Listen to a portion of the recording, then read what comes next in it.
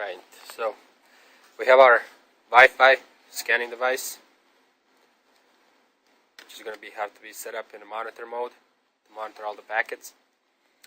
It's going to hook up to this Maxwell chip, which is going to be taking the USB to communicate it with the Smart Fusion for the drivers.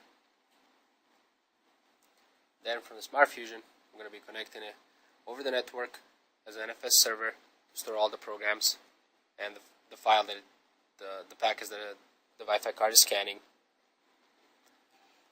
With this cable, we're going to be communicating over the PuTTY, over the serial, so we can go ahead and run the air crack to actually grab the packets from it.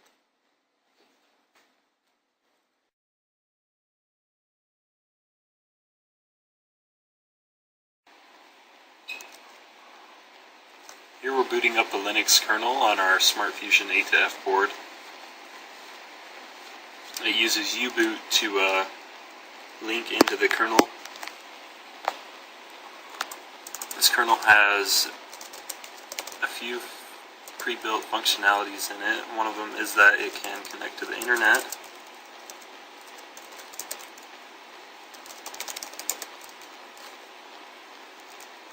So if we go wget, we can pull files off of the U of U's website.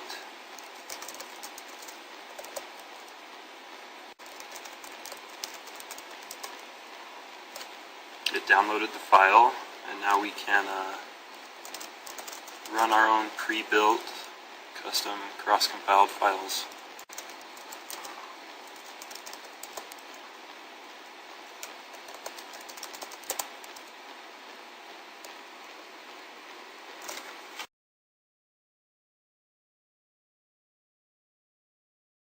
Demo on how to use AirCrack in order to crack Wi-Fi, the WEP.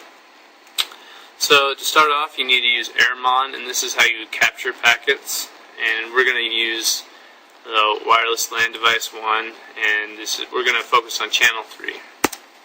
So it sets that to MON 0. Okay, we need to find out what our network is around us, so we're going to use arrow dump mon, find out the networks, and since we got to see the name of the devices. Okay, so we can see a couple of different devices. We got our Wi-Fi crack test over here, and we're going to be focusing on this MAC address right here. Okay, so in order to do that, we're going to start capturing packets on that particular channel. So we're going to focus on channel 3. On this, these are the channels. These are the packet numbers. These are their MAC addresses. And these are their ESS IDs, or just their IDs. And these are their encryptions, obviously. So we're going to focus on this particular MAC address, channel 3. We're going to save all the packets that we capture on that device to the WESEC file, and we're going to just go ahead and start doing that. So you can see that it's receiving a bunch of beacons, but we're not receiving any packets. Okay, that means there's no traffic in the area, so we can't capture any of those. So we're going to leave this running while we de-authenticate, and we're going to do an injection. So the next step we're going to do is we're going to come over here and we're going to authenticate or de-authenticate our particular Wi-Fi device. Okay, so it received a beacon frame, and then it's like, oh, we need to authenticate them. So we did. That worked well. Now we're going to start injecting packets. Okay, and this increases the rate at which we can capture packets. So if you keep an eye on the packets over here, the data rate, when I run this command, it will increase.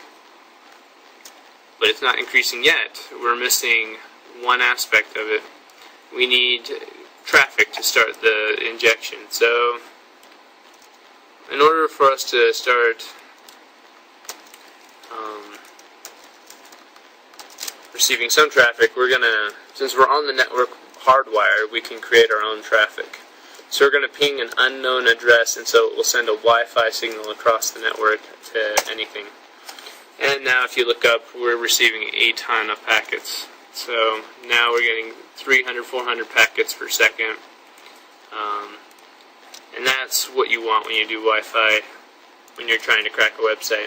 So while it's receiving it, we're also going to try and decrypt the password. So we're going to use AirCrack for this. And so you use AirCrack. And this is the MAC access point we're interested in. So we try that. And then, oh, I found the password already. With that many IVs, and the password was dead beef. Thank you for listening to our tutorial.